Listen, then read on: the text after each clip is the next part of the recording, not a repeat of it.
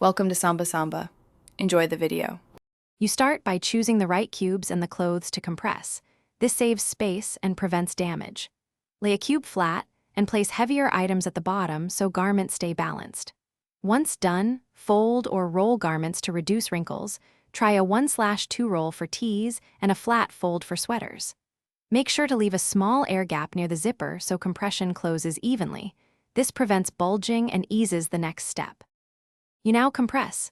Zip the cube most of the way, then press down firmly and push air out toward the opening. This expels pockets of trapped air more reliably. If you have a pump or valve, attach it and compress to about 30 to 50% of original thickness.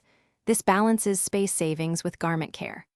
Once compressed, run the zipper slowly to seal. Make sure seams align so fabric does not catch, and check weight distribution to keep your bag stable. You finish by sealing and labeling each cube so unpacking is fast. A visible label saves time at your destination. Stow the heaviest compressed cubes at the base of your suitcase to maintain balance, then fill gaps with soft items to prevent shifting.